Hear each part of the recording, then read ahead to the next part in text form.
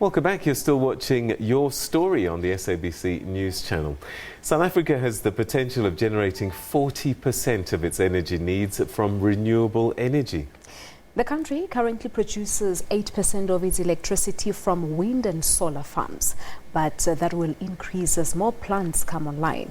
This emerged from a renewable energy conference at DR in the Northern Cape. Our SABC reporter Ulrich Hendricks has the story. So for the past 2 days, there's been talk about renewable energy here at the R, also a site of a solar plant as well as a wind farm. Of course, the Northern Cape receiving the majority of the 50 billion rand investment in renewable energy that was recently signed IPPs. And so for the past 2 days, industry experts, the Department of Economic Affairs and other government departments have been gathering here at the R to talk about how they're going to take that industry forward and how to maximize the benefit, not only for the province but for the country as a whole. To talk to me about this, we have a representative from the Department of Economic Affairs and Tourism, that is Derek Martin. Mr. Martin, the discussion so far, what are we likely to see for the renewable energy sector in the Northern Cape? Yeah, thank you, Ulrich. Yeah, over the last 2 days, we've had over 500 delegates from all parts of the country coming together, but mainly also from the Northern Cape to discuss issues around renewable energy and the problems that communities are facing in terms of not benefiting maximally from what is being offered from these billions that you are referring to.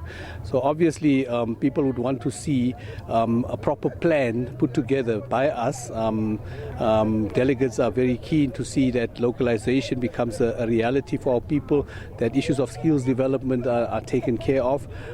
So what we've been discussing and putting together as a resolution is to ensure that we put together a steering committee made up of various sectors, including your municipalities and so on, to have a forum whereby which we can actually put together an integrated plan towards taking some of the issues forward. At the moment, you have a situation, for example, where IPPs, in terms of their own obligations, are looking at a radius of about 50 kilometers. For the Northern Cape, that becomes a problem because this is a vast province. You might have some of the communities being excluded from that because so much money is being invested, but people are not actually benefiting from this. So we need to actually have a more integrated way of ensuring that most people in the Northern Cape actually benefit. So the idea is to put together that committee to strengthen the renewable energy unit within the province. At the moment, we basically do not really have a unit. You have about one person that deals with it. This was put together by a working group of people, for example, that come from various other departments. So clearly we need to ensure that the unit itself is strengthened so that it can lead the process and like I said, integrate even from the national government to be part or have a representative on the steering committee so that we can actually make sure that the plan that is then put together is implemented. There's also been talk at this conference about a solar plant that you want to establish at the Uppington area, looking at beneficiating, as you will, basically manufacturing the plants here instead of importing it. Yes, look, a lot of the stuff basically at the moment being used in the manufacturing space is imported. We have a special economic zone that we've actually are now in the process of applying to the DTI in its processes to ensure that we have an SEZ in the Uppington area. Part of that would be to have space there in the SEZ for a manufacturing plant to be put up as well. Obviously, this takes a lot of planning. We also have a metals cluster in the Kuruman area.